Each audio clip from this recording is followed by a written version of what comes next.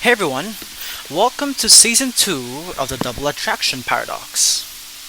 Today I will be interviewing someone who has a passion to discuss his perspective for the general audience. His name is Lawrence C. Harris. He is a 20-year-old motivation speaker who prioritizes self love over the validation of others. Let's get started with the interview. Okay, hello sir. How are you doing today? I am doing great. How about you? Yeah, me too. I'm alright. Could you introduce yourself to the Well, audience? my name is Lawrence Harris. Mm-hmm. I'm a public speaker, and I help teens and young adults to improve their confidence, self-worth, and believe in themselves more. Mm. So, I have a set of questions for you, if you don't mind. How Of did you course. hear about my podcast, The Double Attraction Paradox?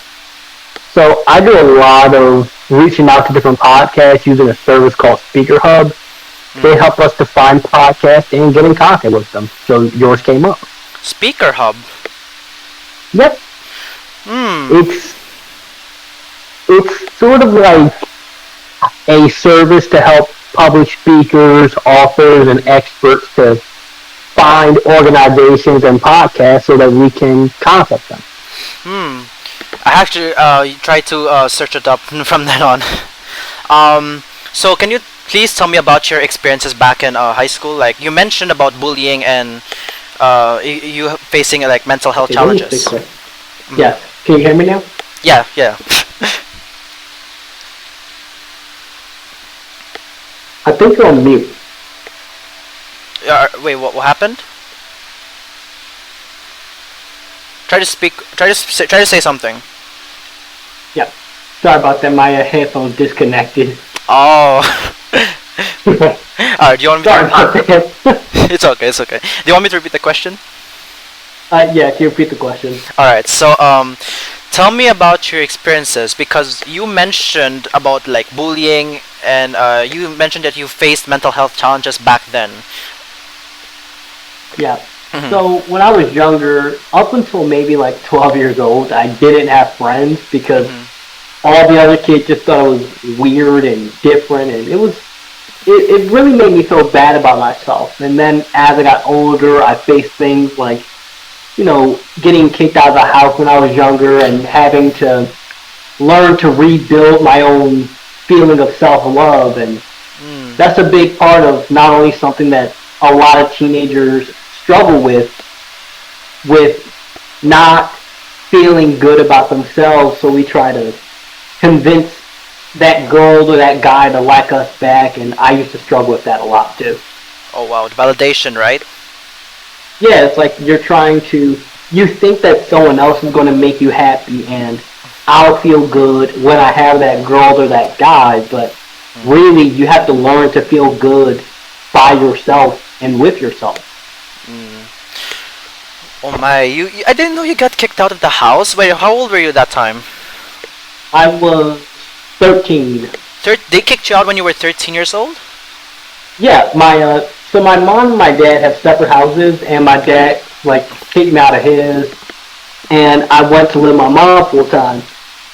And yeah, it kind of sucked, but over time life got better. How did you like cope up with this drastic shift especially? A lot of therapy, a lot of journaling, praying. I started going to the gym, because I felt really angry, and I Mm-hmm. realized that working out helped me to calm down. Mm. And really, a big thing too was learning to not hold on to all that anger. Mm-hmm. Because me and my dad stopped talking to each other years ago, Mm. so I don't even see him anymore. But I learned to just stop being so angry about it. Oh my. Um, what else? So, uh, you stop talking to your father, like you completely cut out the communication, like you don't have his Yeah. contacts online or whatever. Yep. Oh my. I mean, there are so many like kids who live with like single parent families. So like, how would you like tell them? How would they like be able to cope up with this, especially when they have no father? Because I know I for would sure. say, oh, you were still talking?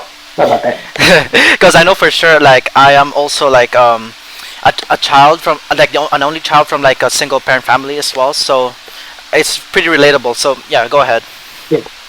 I would say for a lot of people, especially young men, Mhm. you have to learn to find a healthy male role model. So that could Yeah. be like a football coach, it could be a teacher, it could be a uncle or grandfather, just like somebody who's also a man who you look up to and is a good role model. Mm. Because when you go on social media, you're going to see a lot of men who are going to say things like, you know, you need this car, you need this money, you need this and this and this, and Yeah. it can get like really, toxic. Yeah. So you have to find good male role models. That's one really big thing. So. Another one Mhm. is learning that just because you come from a single parent household doesn't mean you can't succeed. It Mhm. doesn't mean that life is always going to be hard. It's just you come from a family that's a little different. But Mhm. actually, Mhm. most people come from single parent households nowadays. Right. It's kind of rare that you see the mom and the biological dad in the same house. Right. Right. Right. Um. So, who is your male role model then? Is it your therapist? I assume. Well, it wouldn't be my therapist. It would be, I could name a lot of people. Mm. I But. have uncles who I look up to. I have people that I met through like business meetings and stuff who I Mhm. look up to. There are authors who like I've never met them in person, but I look up to them Mhm. for what they taught me through their books and Mhm. speeches. There's a lot of people I look up to. But among these people, who inspired you the most? Like, especially, who do you think? Hmm. So there's a guy I've met him like one time in my life, Mhm. but I see his videos on the internet all the time. Oh. His name is Wallow267. He's a public speaker from my city, Philadelphia, Mhm. where when he was like 16, he went to prison for a bunch of like robberies and stuff, Mhm. and he got out of prison when he was, I think, like 35 or 40. Like he got a lot of time. Wow. But when he got out, he turned around his life. He became a motivational speaker. He started writing books. He volunteered and helped out the community. He did a lot of really good things, even though when he was younger he made some bad decisions. And Mhm. I view him as a big role model for me. Wow. So, um, tell me about your book, like the Power to the People, because I saw you made a book as Yeah, well, especially like from your yeah, video. Yeah. Tell the yeah. I audience have about it. a, I have a bunch of books out. Right. I would say that was one of my first ones. Mhm. It really goes into how, in order for us to create a life that we enjoy, so for some people, especially listeners of your podcast, it's Mhm. they want to get that girlfriend or that boyfriend. They want to Yeah. have that good relationship. Right. Right. You have to first learn to have power over your own mind. Mhm. And that book talked a lot about building self-confidence, building healthy habits, understanding yourself more. Because in order to get a relationship, you have to first have a good relationship with yourself. Right. So, where can people like buy your books? And And like you, they can find them both on Amazon and on my website, which is lawrencechharris.com. LawrenceCHarris.com. You guys hear that? Okay. So which came first? Did you started podcasting or like storybooks or books, book writing or something? Well, it first started with me writing books, and then over time I got into going on podcasts so that I would be able to become more confident talking to people, Right. and so that I could, reach audiences that are outside of my city. So who was your like first?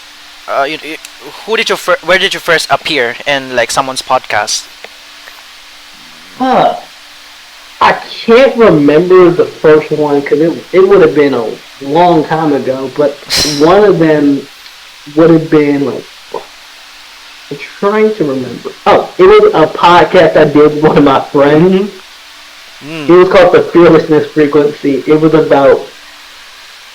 podcast was about entrepreneurship, business, and spirituality all in one. It wasn't spirituality, more like understanding quantum physics and psychology and a bunch of things. I think that would have been the first. Wow. Yeah, there are just so many topics that they just talk about, and it's just so mixed up. Yeah. Oh my. That's the fun thing about podcasting. You never know where it's going to go, and Yeah. you just build a natural conversation. Right. So I want to ask though, because there's a lot of topics there. What's your most favorite topic from that podcast? I would say my favorite topic about it was on the mindset aspect. Mindset Because- aspect.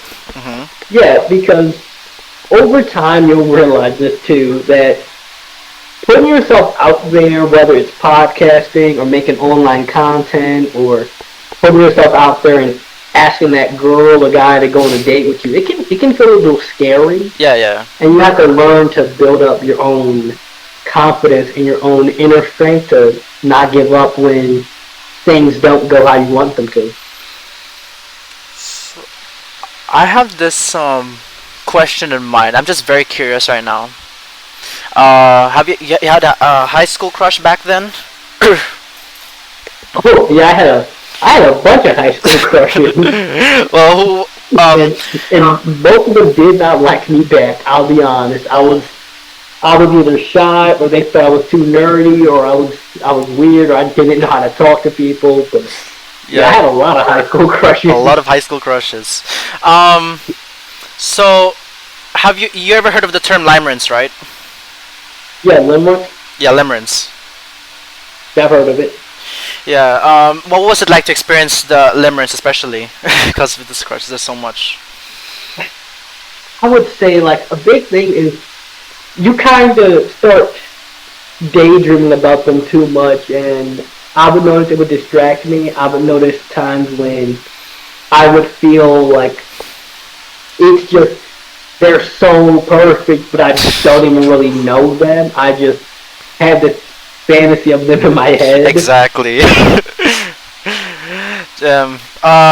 So how long did it go for? It's like the whole school years? The longest one I Okay. think was like 3 years. Man, it's 3 years. I had a crush on this one girl for like 3 years and barely ever spoke to her. 3 years of limerence. So like, we're Yeah. able to reach out to girls at least. Like, how did you reach out? Like how I met them, Yeah, yeah. either I would meet people at school or on the bus or the train or just really anywhere. Mm. That was usually what I did. I mean, I know that for some people that can be kind of scary. It is. So you know, I wasn't walking up to people and saying like, "Hey, I think you're cute. No. Let's go on a date." It wasn't like that. No, No. it was like, Mm. "Hey, I like your shoes. Where'd you get them?" Mm. And then they would tell me, and then I would say, "My name is Lawrence. What's yours?" And then we would have some conversation that way. Or if I was somewhere and I saw someone who was like maybe reading a book, Mhm. or if I was fishing and I see somebody else who was fishing, you know, I would say something to just get the conversation started, Mhm. and that's how I would meet people. Okay. Because I know for sure there's a lot of people who are shy, and like some of them, like me, for example, I would not even reach out to my crush like through like physical, the compliments or whatever. I would try to do it digitally as well, but Now I understand that. Yeah. I mean, it can be scary, but you make it a lot scarier inside of your head. right, Once right. you just say something and they say something back, Hmm. now you're able to, build up the muscle. Yeah. It's kind of like riding a bike. You know, you Mhm. fall on your face a couple of times, and then you Right. learn how to balance. Mhm. Well, I'll tell you what. Yeah, even if I tried to like reach out, she didn't respond. But I just decided to work on my own for the podcast and whatever. Yeah, Yeah, I mean, it's kind of tough. and that's another thing too. If you like somebody but they don't like you back, don't try to make them like you. Yeah. You know, don't try to convince them, or don't try to. Because this is something I used to do. I used to think that, oh well, you know, if I just get to know them, they'll see that I'm actually a really great guy, and then they'll like me. Yeah. Don't do that. Just Uh, find somebody who likes you back.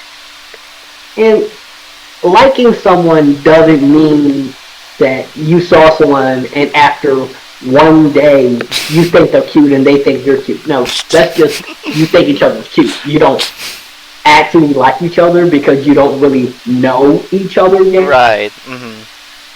You know, find somebody who wants to speak to you, who doesn't leave your message on red for a week and then respond to you. No, Right. find somebody who like is reciprocating and who treats you good and you treat them good and you both like each other, but before you try to find somebody else, you have to find what do you like about yourself and Mm. learn to love that. Exactly. But yeah, when you mentioned reciprocation, that basically hits my mind because I know for sure sometimes as well, the girl may not even reach out to you because it may not be like out of disinterest, but it can also be out of overwhelming or like trying to like you just for your attention and just using Yeah. mixed signals. Yeah, or maybe that person is busy. Okay. Yeah. Now, Mhm.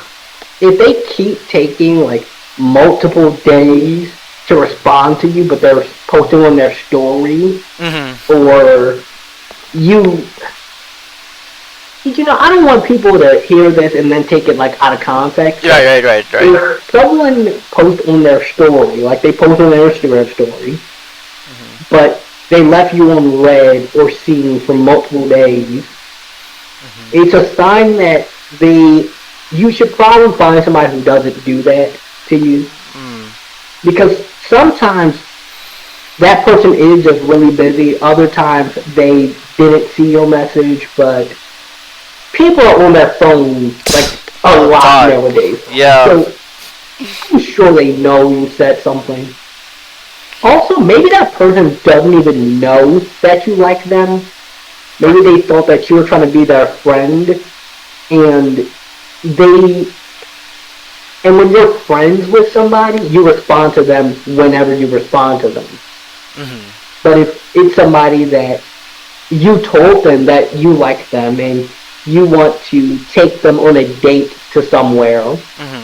and they didn't say yes back, or I'm interested, or I want that, Mhm. then find somebody who says yes. Yeah. I mean that's how it is, man. Yeah, because I've had, when you mentioned mixed signals, it made me think about times in my life where I met people who it seemed really good, but when I would say, hey, well, let's go on like a date or something, Right. they said, maybe I'll see. And I Yeah. really didn't like that because maybe I'll see. It doesn't, that's not a yes. That's like, No. Maybe. yeah, maybe, yeah, just like a weird kind of spot because you don't know if that's a yes or if that's a no, but Right. they're scared to say no. Mhm. So the way I feel is, unless a person says like, "Yes, I want that. I feel good about you too. I want to go on this date," or Mhm. their words and their body language are saying yes, then it's a no. Perhaps. I think I want to add on something if I can remember it. Okay, yes. Sometimes they could say maybe, they could say no. I think it's because also of their fear of intimacy as well and vulnerability, that kind of stuff. Yeah. They maybe they really don't want to go on a date. Really, maybe not. They're not emotionally available, right? Yeah. A lot of people, that's what happens, where they're scared to open up to somebody, or they're scared. What if you judge them? Exactly. Look, Or rejecting. sometimes we're scared of like them judging us, but they might be scared that you'll judge them. Or Yeah. what if, or sometimes like, especially for girls, they can feel scared about like their safety. Exactly. Like, what if I go on a date with this guy and he's crazy? Yeah. A lot of them think that because unfortunately there's a lot of things that happen to women when they go on dates. You know, the guy's crazy or he does something, or it can get really bad for them. So sometimes they're saying no because they're scared. Um, or there's other times where like the person might have just got out of a relationship, so they're not ready, or they might not know you enough to decide. Yeah. So just go where you're wanted. So if that's the case, how would you like advise a girl somehow, especially who fears that intimacy, or a man as well? Both. Both. Okay. Yeah. So like learning to not be afraid of intimacy, like opening up to somebody and telling them how you feel. Yeah. I would say a big thing that they could do is practice talking to their friends about how they feel. Like opening up to their friends about their maybe the problem that they're dealing with, or their emotions, or their plans or goals, so that you're used to talking to people. Yeah. And then when it comes to a relationship, you have to be intimate with yourself first, where you are open and understand your own feelings, and you aren't afraid to talk about your problems with yourself. Exactly. That way, when you meet somebody, and of course, you don't have to tell somebody everything all at once. You can just talk about a little bit at a time.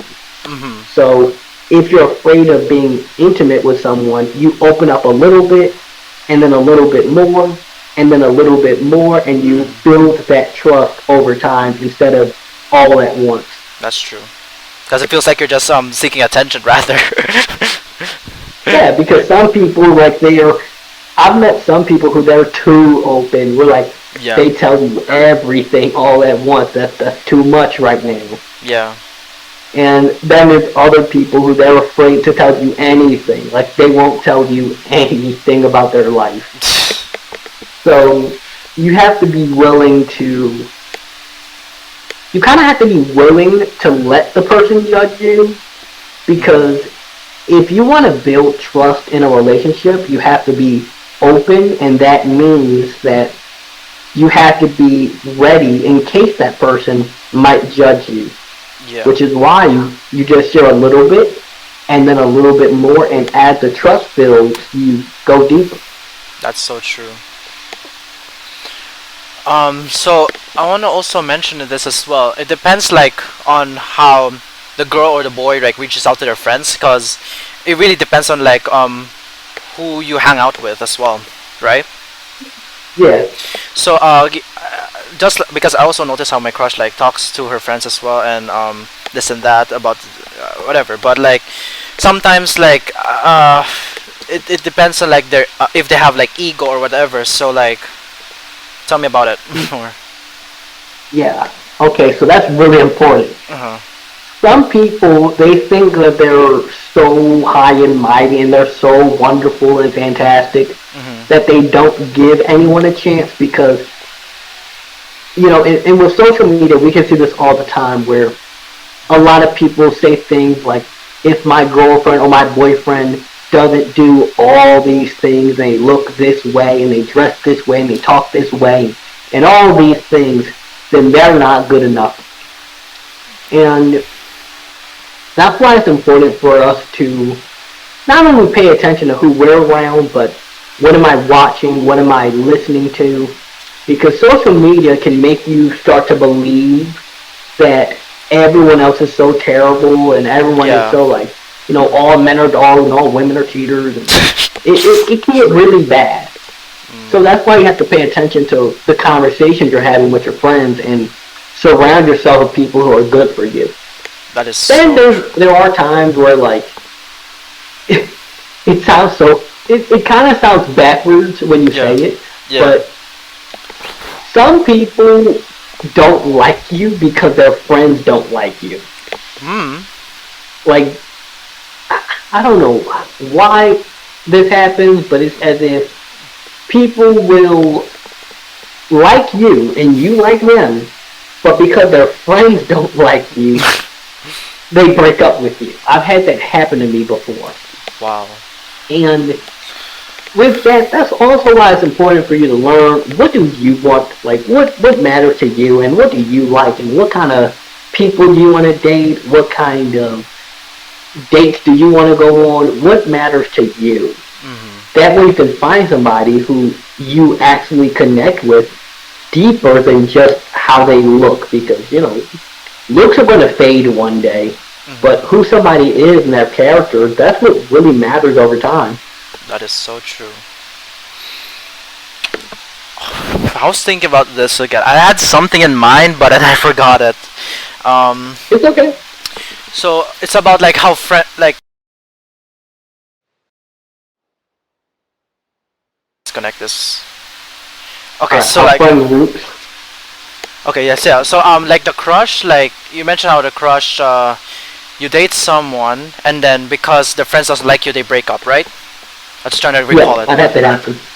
Um, can it be because the crush can be like just based want to like impress their friends, or it could be like a source of like some kind of ego in them, just to fuel it up. Oh yeah, Yeah. some people, and it's so unfortunate because I've seen it happen to a lot of people, and I've experienced it myself, Mhm. where they try to outcompete, saying, "Look at the person I'm with." Mhm. Like, look at how great my girlfriend or boyfriend is, and they're trying to like one up each other. Mhm. It's like I can use this example because it's really easy to see when guys do this. Have Mm. you ever seen when guys will like get a lot of money and they'll say, "Look, I have more money than you." No, I have more money than you, and you're trying to like outshine each other. Yeah, it's a kind of source of A lot of people competition. do that. Uh huh. A lot of people do that with relationships, and it's really toxic and unfortunate because not only is it bad that the person is surrounding themselves with people who are trying to like outcompete them, Mhm. but for the person that they're dating, it's really unhealthy because they start to feel like you don't actually care about me. You just care about how I'm making you look to other people. So that's now the only thing that I can, well, one of the only things I can think of that would help somebody to make sure that doesn't happen to them is Mhm. spend some time actually getting to know the other person and ask them about like, oh, well, what do you like to do for fun? And Right. when they say hang out with my friends, well, what do you all like to do? And you kind of get to know who that person is before you decide to date them and be serious with them. Because trying to when you're trying to get to know people, you have to ask deeper questions than Mhm. just Mhm. their hobbies and what they do for fun. You want to get to Right. know who they really are and how they act so that you can find people who you connect with. And that's how personal questions get built up, huh? Yeah, because and that's where like the emotional intimacy comes in. And Right. some people they're going to be afraid of that. Very. Like some people are going to be afraid when you start to ask them deeper questions like, what's your goals? What matters to you? What are your who's somebody you look up to? Mhm. These are questions that are really important, but people don't ask them because they're like scared that it's going to be too much or it's going to be too personal. But if you're dating somebody, you want to get personal. Yeah. You want to know like who am I with? That is so true. And I feel like Yeah, I mean, the relationships that they're talking about, like just for competition. At the end of the day, people will judge you.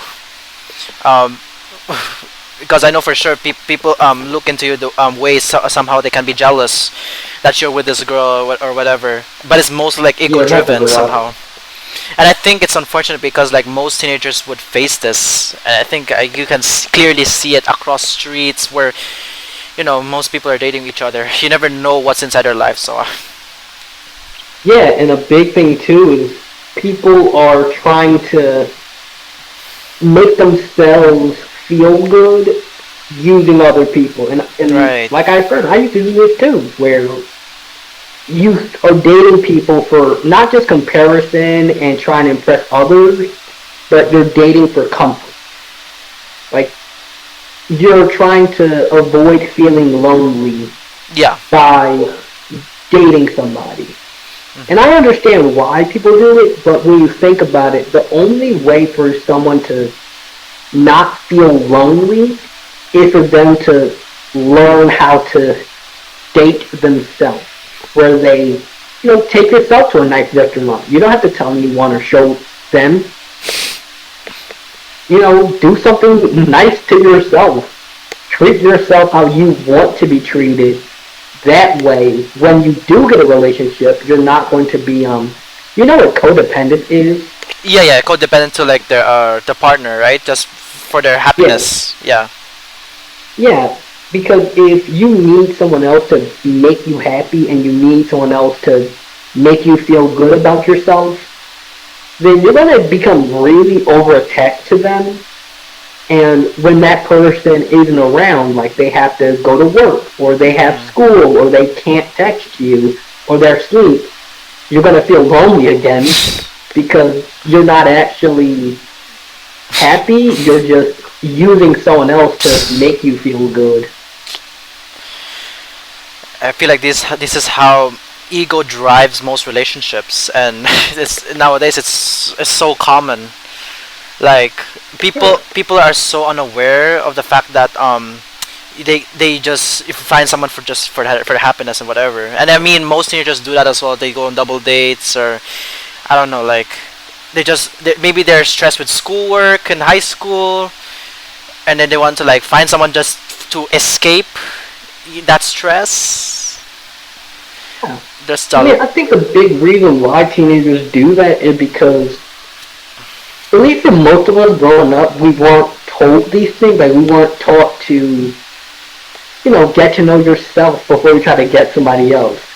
hmm When I was growing up, the conversation was a lot more like, oh, well, where your girlfriend at? When you gonna start getting a girlfriend? So we were, like, trying to date people before we even knew who we were. yeah. And And because most people, like whether it's men or women, teenagers, young adults, older people, because they don't know these things or talk about these things, Yeah. it's a lot of people who are dating other people for comfort, and those people are dating them for comfort. Yeah, yeah. So both people are codependent, and it's a lot. There's a huge And I'm difference. saying this because, Yeah, why? like I keep repeating, I've been one of those people, so I understand it. I know why we do it. I know, like, I know why we do it because I've done it. hmm And once you learn to love yourself more and you learn to be comfortable with yourself, hmm you're going to start to look back and see, like, how much you were chasing after people and Yeah. how much time that wasted, and you're going to stop doing it. Eventually. Yeah. Everyone gets there at some point. And I mean, there's a huge difference between obsession and like genuine true love, right? Yeah. And like as we know, like obsession is ego driven, like just for to seek validation and to also like be codependent to like your partner. But what is a real true love to you? Like Ooh. I would say that it is. That is a great question. I would say that real love would be I love you even when it's hard. hmm So, you know how when people get married, they say things like, in till death and sickness, and whether I'm poor or rich and all these things, Yeah. I love you even when it's hard, even when things are difficult, even when there's challenges, even when I'm frustrated or upset. I still do the work needed to love you. I'm willing to constantly get to know about you. I'm not just trying to get what I want. I want to give you something too. That's the best way I can describe love. It is wanting to make someone else happy because you want to, not because of what they give you or what they do for you, but you love them because you feel that commitment to them.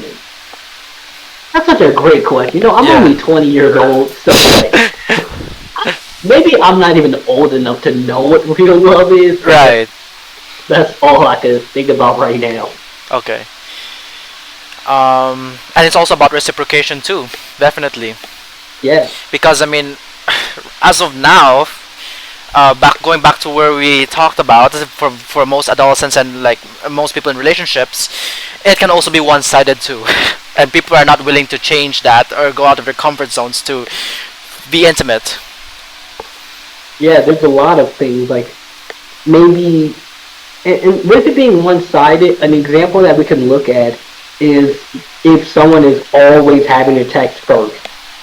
Mm. If someone is always having to like be the one to plan the dates or always having to do something. And of course, I understand in different cultures and traditions, there's a thing of like, men will be the sole provider and the sole leader and all that. So Yeah, yeah. if that's how somebody wants to live and that is how they were raised and that's what they believe, that's okay. But if you always have to be the one to call your girlfriend or your boyfriend first, if you're always being the one who has to pay for everything and they're not doing anything, if you're always having to do so much more than the other person is doing, then that's one-sided. So you have to ask yourself, am I getting what I want to? Like, yeah, I treat my girlfriend good, but does she treat me good? Yeah, I take them on dates, but do they, help to plan the date? Do they pay for anything? Do they, ask me how was my day? When I'm sick, do they, I don't know, bring me soup? Whatever matters to you. Like, are you getting what you want, and are they getting what they want? And therefore, when it comes to one-sided like relationships, they eventually, and then if the other person pulls away, and then the other person like starts chasing them just because their attention loop is cut off. So Yeah, I wonder like what are the consequences when eventually the person like moves prioritizes his own self growth and whatever, just based out of regret. based off like regretting them. So like your girlfriend break up with you and you're angry, so you start going to the gym. Is that what you mean? Yeah, so like you're gonna prioritize like self growth, but like how would the other Well, person like feel, especially when their attention has been cut off, especially when they have been like hyper fixated for their attention, especially when it's one sided. Talking about it. yeah. Well, that can be really hard Mhm. because on one side you're trying to get them back by making yourself better, Mhm. but that's not really a healthy way of doing it. Mm. Instead, what you have to do is, and this is hard. I understand it, Yeah. but you have to find other things to spend that time doing. You have to find things that you enjoy doing for fun without that person. You have to focus on things that matter to you. So that might be doing your schoolwork. Yep. It might be going to the gym. It might be some hobbies or habits. Because once you learn to stop chasing after that person and instead you start prioritizing your own growth and your own goals and what matters to you, Mhm. it becomes a lot easier to not only cope with that breakup or that person leaving, but also it helps you to not be as codependent and as attention and validation driven in your next relationships. So true. Well, I guess really hope the audience learns something from this. I really hope. Yeah, I was too. I mean, I think they learned a lot of things. Yeah. Especially with this podcast going out, I just really hope people can like listen and like be able to listen from different perspectives as well, just so it Yeah, adults the can number improve one this. lesson I want them to learn is that before you try to love somebody else, you have to love yourself. It's like you can't give somebody love and you can't be healthy.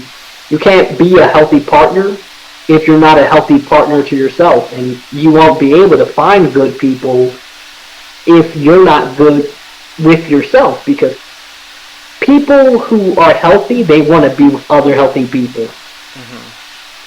That's the exact point.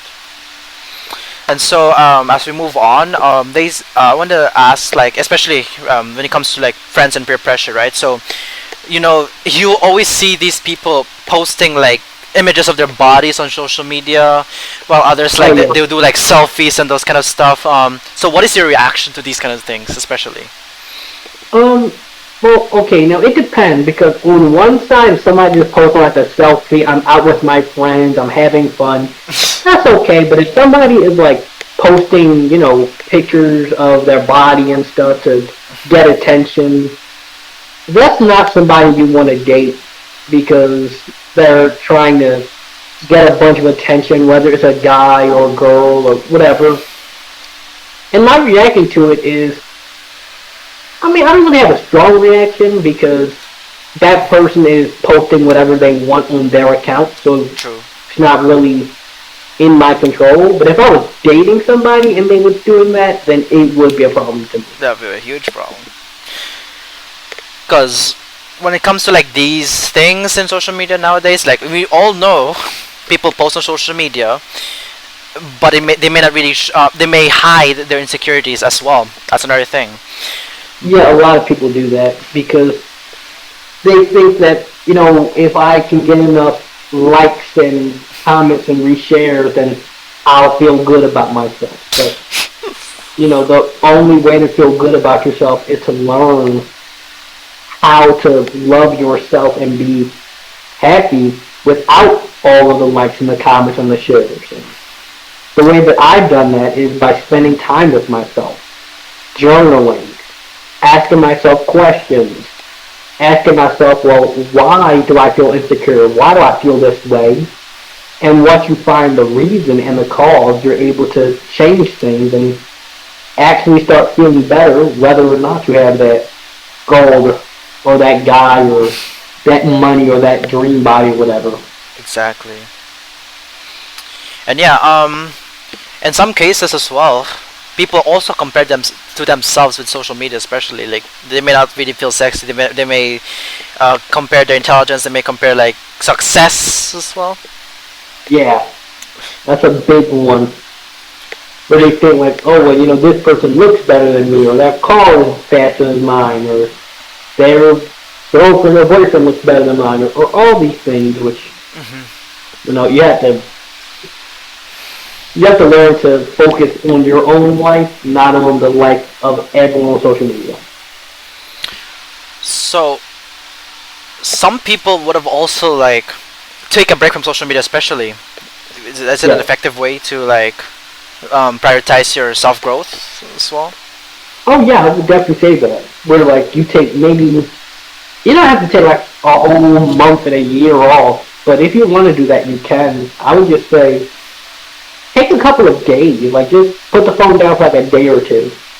Now, if your friends are still trying to contact you, you can still, text them or respond to them, but do your best to not doom scroll on it for hours. Okay, keep this in mind. And so, moving on to the next question, what did the validation trap look like in your own life before you decided to change it? I would meet somebody, and I would meet another person, and another person, and another person. It was bad. It was a lot of just pointless conversations, a lot of me trying to get people to like me. I was just, chasing after girl, and it was just never enough until I realized that I wasn't just only wasting my time, but I was hurting a lot of people's feelings because they would start to think that it was going to be a relationship, or I was going to start taking them serious when Mm-hmm. I can look back and I didn't even know what I wanted. I was just chasing after people, Mm-hmm. so I had to stop doing that and realize that I felt like I wasn't enough and I felt like I wasn't good enough, so I was trying to use people to make me feel better until I realized what I was doing. So wait, this was since high school, right? You were doing this since high school. Yeah, I was doing that in high school. Now I stopped doing that. Yeah. Well, what else? What made you change it? Like, how? Wait. So when you were like after high school or something that you Yeah. decided to change? Oh, okay. Yeah, yeah. That makes sense. Because I know for sure a lot of. Yeah, the thing that made me change it was a combination of things, but Mhm. one was that I was noticing that I was upsetting a lot of people and hurting their emotions. Mhm. Another part was that I started focusing more on my own business and on going to the gym and things like that. So Mhm. Yeah. I found something that was a lot more important to me, and I found something that actually made me feel good instead of something that I was just trying to distract myself with. Mhm. I got some hobbies, and I just learned to, good, yeah, I just learned to get comfortable with myself and learn to love myself more. Mhm. Yeah. And so, what's the difference between a healthy desire for connection and an unhealthy need for validation? What's the huge difference between the two? I would say the huge difference to me is that you're not chasing it. So naturally, there is a desire for a relationship or a desire to go on a date, or Mhm. you see a pretty girl or a handsome guy, whatever, and Mhm. you want to go say something to them. That's completely normal. That's a healthy thing to do. Mhm. But when you start to feel like I need them, like they're so good, I just need them. Like you're chasing after them. You're like, please go on a date with me. And you're kind of acting a bit creepy. Mhm. That's where it's unhealthy. Mhm. But a normal, healthy desire for a person is like, hey, this person is attractive. Mhm. Maybe I saw them at the book club and they were reading a book that I like too, or we had a little conversation and I feel a certain way. That's a Mhm. normal, healthy thing. Yeah. But you have to look at, okay, am I trying to fill a void? Am I trying to, like, I'll use my own life as an example. Mhm. So for me, I would meet someone and they'd be great for me, but then I would have to meet somebody else, and I need another person and another person and another person. That was unhealthy because Def- it was never enough. Mhm. It was never enough. So that's something to be aware of, where you have to be honest with yourself. Like you have to ask yourself the question of, am I actually trying to fill this void of validation, or am I just, a teenager, a young adult? You have hormones. It's a normal thing. Mhm. So you have to be honest with yourself. Okay, so before I move on to this question, to the next question, right? I know for sure when people like pull away from these like validation loops, they're going to experience like something really tough, and it's going to be kind of difficult to gauge through. So like, how can someone like survive this intense loneliness and anxiety when they stop seeking this approval, especially? Honestly, the only way is you have to stick with it. Like you have to get. It's sort of like, how when people are addicted to a drug and they go into withdrawal and they have to just wait it out. Yeah, they just have to accept the reality of it. Yeah, not like just accept the reality of it, but you have to let your mind and your body sit in the discomfort. Like you have to Hmm. keep going even when it feels really uncomfortable Yeah. because that's the only way to break out of the loop and break out of the habit. Hmm. Now, as far as the loneliness part goes, you can still have friends. Like you can still talk to people. Right, You right. don't have to go become like a monk and shave your head. It's just you can't keep trying to date people because you feel lonely. You have to find some hobbies. You have to, talk to your friends and family more. Go to the gym, read a book, go painting. Just get comfortable with yourself Hmm. while you also learn that you don't need somebody else. It's okay to want them, Hmm. but you don't need them. Like they're not oxygen. You'll live without them. Yeah. And so, what boundary was the hardest for you to set when you started your self-love journey, especially? For me, it was saying no to people. Hmm. I would say not even just saying no when like I would meet somebody and they would come over and say like, hey, my name's Sarah or whatever, and I think you're cute. And me saying no to them, like saying no that I don't want to go on a date with them, or no, I'm not interested in them. That was hard for me. But also saying no to like my time. So no, I'm not going to take you on this certain date, or I'm not taking you to this restaurant, or I'm not, about to do something that I don't want to do. I'm not going to be on the phone with you 10 hours every day. Learning to say no was pretty hard for me. 10 hours on the phone a day. Unless. Well, no one ever, okay, nobody ever asked me to sit on the phone with them for 10 hours every day, but you know Right. how, like, you might like somebody and you two are texting back and forth all throughout the day, and Hmm. then you're on the phone, and then you're falling asleep on the phone at night. Yeah, yeah, yeah. That's what I mean. Like, I'm not going to be on my phone all day texting you. I have stuff to do.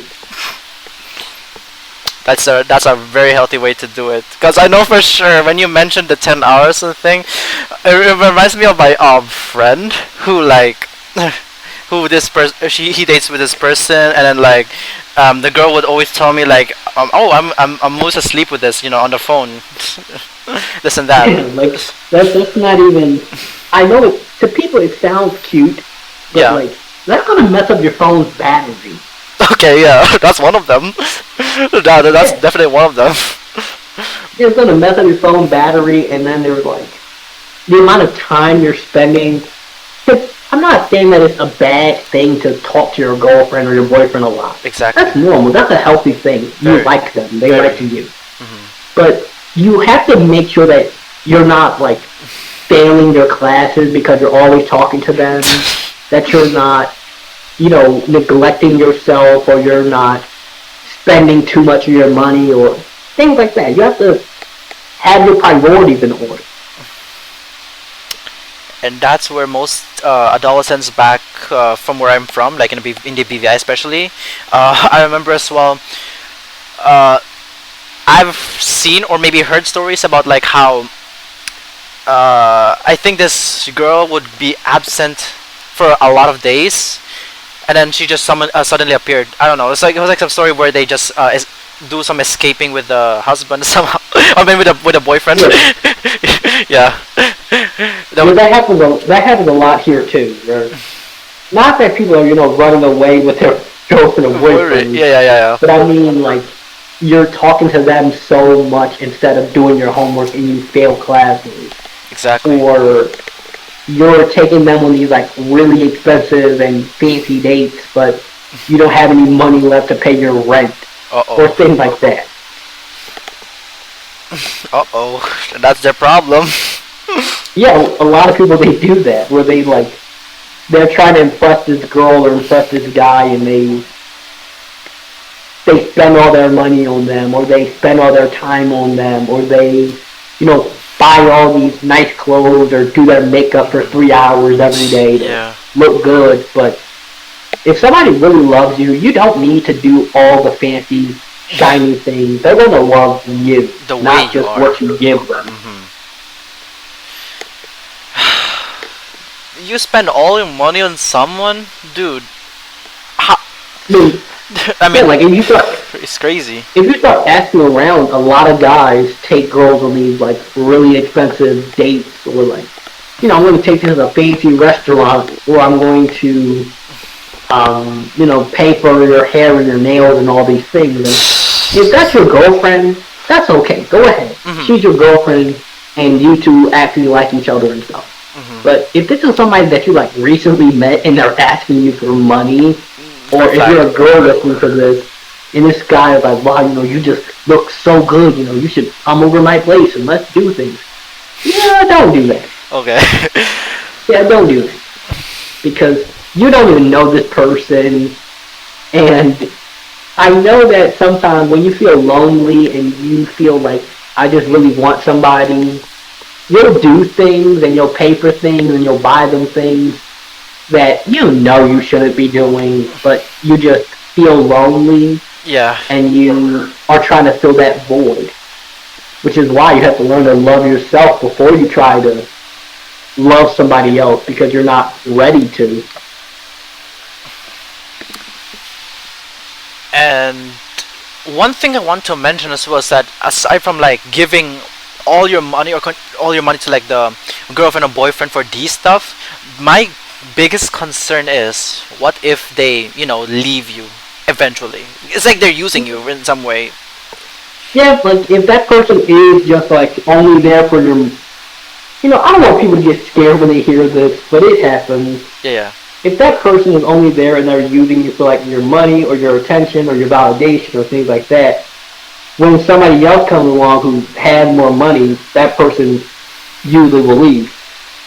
Now, the only way that I found that you can prevent things like that is to make sure that the person you're dating actually loves you. Hmm. So, what can you do? Like, how can you actually do something about it? If they start asking you for money, that's a red flag. Like It's huge. at least to me it is. Hmm. Yeah. And also, it's okay to say no to them. Like if they say, hey, I saw this restaurant on TikTok or Instagram, let's go here. Hmm. You can say no to them, and their reaction is going to tell you everything you need to know. Bingo. Like if they get really angry, like, why don't you buy me this thing? Why don't you take me here? That's a sign right there. Hmm. And for girls, guys are pretty simple. If he said like, hey, let's do things, and you say no, and he starts getting angry or upset or screaming, yeah, that's not somebody you want to be with. That's a very big red flag right there. So to make sure that the person you're dating isn't using you, say no to something. And if they start getting really angry when you say no, whether it's a guy or a girl or a non-binary person or whatever you like, that tells you everything you need to know. And if someone in the audience realizes today that they use people for ego boost, what is the very first step they should take to stop it? Well, I would say the first step to take is stop meeting new people. Take a break from dating. It's what I had to do. Hmm. It's going to feel uncomfortable. It's going to feel like, but I don't know what to do with all my time. You find things to do. Maybe you start making music, or you start going to poetry classes, or writing books, or reading, or whatever. If you notice that you're using people for validation, you have to ask yourself, well, why did I start doing that? Like, is it because I feel lonely? Is it because I'm trying to impress my friends by look at how many girls I date, or look how many guys I've met? Or you have to figure out, well, why are you doing it? And then you stop dating for a little bit so you can get to know yourself and you can deal with the parts of you on the inside. And then after that, you're able to go and, if you decide to, meet somebody who you actually want to be with. or maybe you'll get to a point where you don't even want to be with anyone. Hmm. Maybe you'll just like fall so in love with your peace and quiet that you stop dating for a little bit and you just enjoy being by yourself. And so that wraps up the whole interview. And my final question for you is, what is one final message that you want to tell the audience from all of this? I would say that my final message to the audience would be happy being alone. Be happy by yourself before you try to be with somebody else, because nobody else can make you happy. Nobody else can, make you feel good enough. You have to make yourself happy and make yourself feel good enough. Hmm. And then you can find somebody who you like being around and they like being around you. Yeah, that would be so insightful for the audience. But yeah, Thank thank you, you. but thank you so much, like, for reaching out to me, Lawrence, and yeah, I guess that's pretty much it. I'm going to end the recording here now. First, and our social media, all of them are Lawrence C. Empowers on Instagram, YouTube, and TikTok. Thank you for listening to this episode of Season 2 of the Double Attraction Paradox. If you would like to share your own experiences or listen to previous chapters from Season 1, please scroll down and explore the podcast. Once again, thank you for tuning in.